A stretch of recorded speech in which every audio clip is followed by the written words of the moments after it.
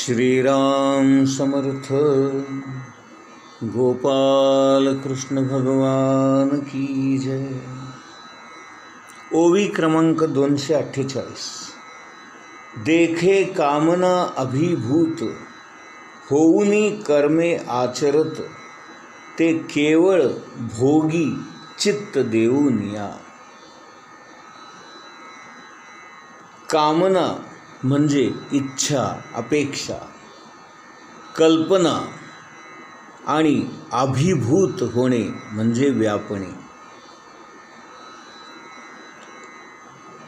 वासनेने, कल्पनेने, कामनेने अंतःकरण व्यापून गेले की अशी माणसे कर्म करण्यासाठी प्रवृत्त होतात। याचाच अर्थ असा की मी जेव्हा कोणतंही कर्म करू लागतो तेव्हा मला कल्पनेमध्येच त्याचं काय फळ मिळेल हे मी पाहतो आणि त्या फळाची कल्पना केल्याशिवाय मला ते कर्म करताच येत नाही। इथे उदाहरण म्हणून महाराज सांगतात, एखादा विद्यार्थी खूप हुशार असतो, परंतु अभ्यासाला सुरुवात करण्याच्या आधीच तो आपल्याला फर्स्ट क्लास मिळेल ही कल्पना मनामध्ये आणूनच मग अभ्यासाचं कर्म करायला सुरुवात करतो। हा मानवी स्वभावच आहे किंवा मानवाचा एक विशेष पैलू आहे। म्हणजे मी अशी काहीतरी कल्पना करतो आणि काल्पनिक सुख मनामध्ये आधीच भोगत असतो आणि हे सुख मिळेल आणि म्हणून मी हे कर्म करतो। आणि म्हणून ज्ञानेश्वर महाराज या ओवीमध्ये म्हणतात, भोगी चित्त देऊनिया। कारण का? त्याच्या मनामध्ये कामना असतात आणि त्या कामनेने तो व्यापलेला असतो। इच्छा असतात, अपेक्षा असतात, कल्पना असतात आणि या सगळ्या गोष्टी जर पूर्ण होणार असतील तर आणि तरच मी कर्म करेन, अन्यथा नाही। माणूस जेव्हा प्रयत्न करतो तो सुख प्राप्त व्हावं यासाठीच प्रयत्न करतो, दुःख मिळावं म्हणून आजपर्यंत या जगामध्ये कुणीही प्रयत्न केलेला नाही।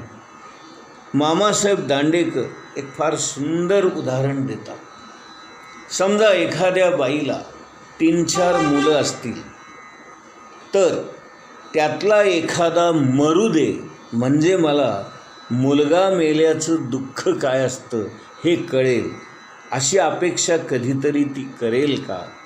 किंवा असं कधी ती म्हणेल का? तर मामासाहेब म्हणतात, अशा पद्धतीचा विचार देखील त्या आईच्या मनामध्ये येणार नाही, म्हणणं तर दूरच राहील। माणूस आज दुःख भोगतो का? कारण उद्या मला कदापि सुख प्राप्त होण्याची शक्यता आहे आणि म्हणून दुःखाच्या मागून सुख येईल या भोळ्या आशेपायी किंवा या मनामध्ये असलेल्या भ्रमामुळे तो दुःख भोगत असतो। परंतु खऱ्या अर्थाने दुःख भोगावं असं कुणालाच वाटत नाही। ज्ञानेश्वर महाराज म्हणतात, तुम्ही कल्पना करून कर्म सुरू करता, मुळामध्ये ती कल्पनाच जर आपण बदलून टाकली तर आपल्याला प्रपंच करता करताच परमार्थ साधता येतो। हे महत्त्वाचं आहे।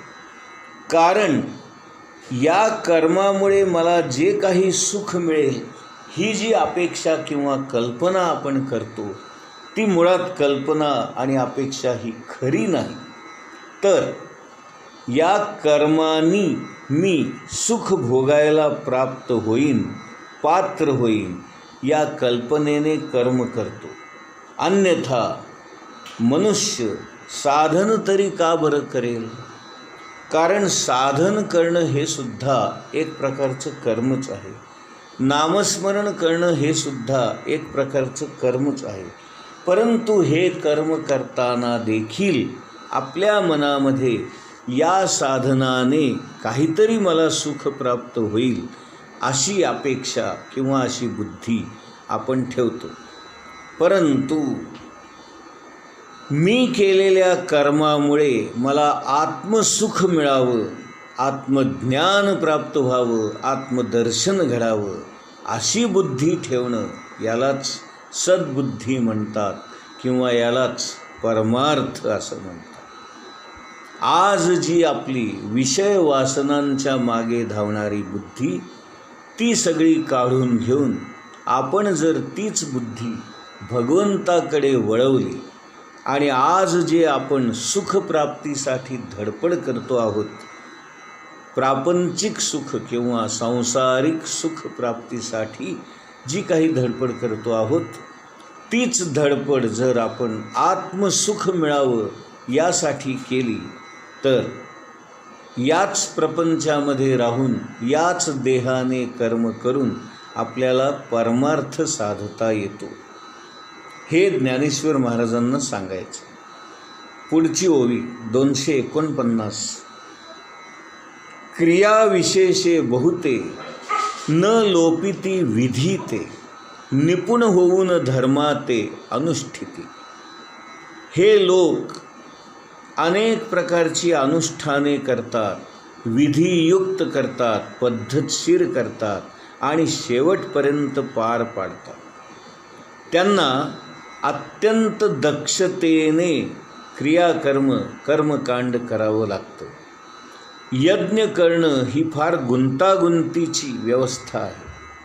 त्यातल्या प्रक्रिया या योग्य पद्धतीने होणे आवश्यक असते. त्यामुळेच यज्ञ कर्म हे अत्यंत अवघड आणि दक्षतेने करणं भाग पडतं. इथे अभिक्रम हा शब्द वापरलेला आहे. अभिक्रम म्हणजे प्रगती आणि सर्व बाजूने माणसाने सर्व बाजूने प्रगती साधनं म्हणजेच अभिक्रमनाशोस्ती. हा जो भगवद्गीतेमधला श्लोक आहे त्याच्यातला हा शब्द आहे. भगवान श्रीकृष्ण म्हणतात की अर्जुना, माणसाने सर्व बाजूने प्रगती साधावी आणि हे केव्हा होईल? जर तुम्ही भगवंताच्या मागे लागलात तर आणि तरच तुमची सर्व बाजूने प्रगती होते. गोंदवलेकर महाराज याच्यावर एक फार सुंदर दृष्टांत देतात. ते म्हणतात की एखादा माणूस जर कारखान्यामध्ये गेला आणि तो एखाद्या यंत्राच्या जवळ गेला की जे यंत्र चालू आहे आणि त्याचं चाक फिरतं आहे, समजा चुकून त्याच्या अंगावरचं उपरण जर त्या चाकामध्ये अडकलं तर हा म्हणता हा माणूस देखील त्या चाकामध्ये ओढला जातो. अगदी तसं जर आपण भगवंताचं नाम घेऊ लागलो तर त्या नामाच्या ओढीने आपण भगवंतापर्यंत जाऊन पोहोचतो, यामध्ये काहीच शंका नाही. ही जी खेच होते यालाच अभिक्रम असं म्हणतात. म्हणून गोंदवलेकर महाराज म्हणतात, आपण जर भगवंताचं नाम घेतलं तर ते कधीच वाया जात नाही, तर ते नाम आपल्याला खेचून घेतं आणि भगवंतापर्यंत पोहोचवतं. फक्त आतमध्ये किती घाण आहे आणि ती स्वच्छ करण्यासाठी किती कालावधी लागणार आहे हे मात्र आपल्याला माहीत नसल्यामुळं ही मनाची बुद्धीची स्वच्छता होईपर्यंत नामस्मरण करणं आवश्यक आहे. कारण आतली घाण स्वच्छ झाल्याशिवाय आत्मदर्शन आपल्याला होऊ शकत नाही. महाराज एकदा म्हणाले की गाईने जर शेण टाकले की त्या शेणाला थोडीशी तरी माती लागल्याशिवाय आपल्याला ते शेण उचलता येत नाही. त्याप्रमाणे तुम्ही थोडीशी जरी भक्ती केली तरी त्या भक्तीचा परिणाम झाल्याशिवाय राहणार नाही. तुम्ही थोडंसं जरी नामस्मरण केलं तरी त्या नामाचा परिणाम झाल्याशिवाय राहणार नाही. तो परिणाम काय होतो हे कदाचित आपल्याला कळणार नाही, परंतु तो निश्चितपणे होत असतो, कारण तो सूक्ष्म परिणाम असतो आणि सूक्ष्मामध्येच तो होत असतो. आपल्याला आपल्या स्वतःच्याच मनाने कळलं पाहिजे की मी जे काही करतो आहे ते योग्य आहे आणि मी योग्य मार्गावर चाललेलो आहे, माझ्यामध्ये सुधारणा होत आहे. हे आपल्याला कळलं पाहिजे, आपल्याला पटलं पाहिजे. यामध्ये आपल्याला कधीतरी असंही वाटलं पाहिजे की मी जसा असावा असं मला वाटतं, तसा मी नाही. असं जेव्हा आपल्याला वाटेल तेव्हाच आपण सुधारणा करण्यासाठी प्रयत्न करू. आपण सावध होऊ आणि आपलं आचरण सुधारण्याचा, नीट वागण्याचा आपण प्रयत्न करू. भगवान श्रीकृष्ण म्हणतात, अर्जुना, या सगळ्या गोष्टीमध्ये अधीरपणा चालत नाही किंवा घाई गडबड चालत नाही. कबीरसुद्धा म्हणतात, कहत कबीरा सुन मेरे गुणिया, साहब मिले सबुरी में. जेव्हा आपण एखादी गोष्ट सबुरीने करतो, सावकाश करतो, मनापासून करतो, त्यामध्ये रस घेऊन करतो, त्यामध्ये झोकून देऊन करतो, तेव्हाच आपल्याला त्या भगवंताची प्राप्ती होऊ शकते. योगी अरविंद एक फार सुंदर वाक्य म्हणून गेलेले आहेत, you must have intense aspiration but with great patience. आपल्या सर्वच माणसांना पेशन्स किंवा मनाची स्वस्थता ही आवश्यक आहे. आपल्या सगळ्यांचंच मन अधीर झालेलं असतं, घाई गडबड करत असतं आणि केव्हा एकदा आपल्याला ते मिळेल अशी आपल्याला घाई झालेली असते. परंतु इथे सगळ्याच संतांनी सांगितलेलं आहे, सबुरीने घ्या, सावकाशपणे घ्या, पेशन्स ठेवून घ्या आणि मनाची स्वस्थता, मनाची शांतता, मनाची एकाग्रता राखून या सगळ्या गोष्टी मिळवा. आपल्या सर्वांनाच मनाची शांतता मिळवायची आहे, परंतु तुझ्या इच्छेप्रमाणे आणि तुला जेव्हा हवं तेव्हा ती तू मला दे, अशी आपण प्रार्थना केली पाहिजे. तो भगवंतच आपल्या मनाला शांती देईल आणि त्याला जेव्हा हवं तेव्हाच तो देईल.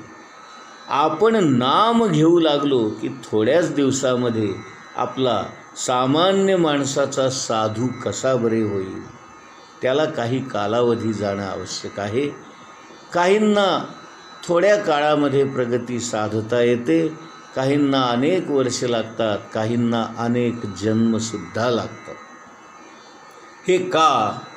कारण प्रत्येकाचं अंतर्मन किंवा बुद्धी किती घाण आहे, किती बरबटलेली आहे, विषय वासना विकार त्यामध्ये किती आहेत आणि अशा किती गोष्टी आपल्याला साफ करायच्या आहेत, स्वच्छ करायच्या आहेत, हे आपल्याला माहीत नसल्यामुळे कुणाला किती कालावधी लागेल आणि कुणाला किती साधन करावं लागेल हे मात्र आपल्याला सांगता येत नाही.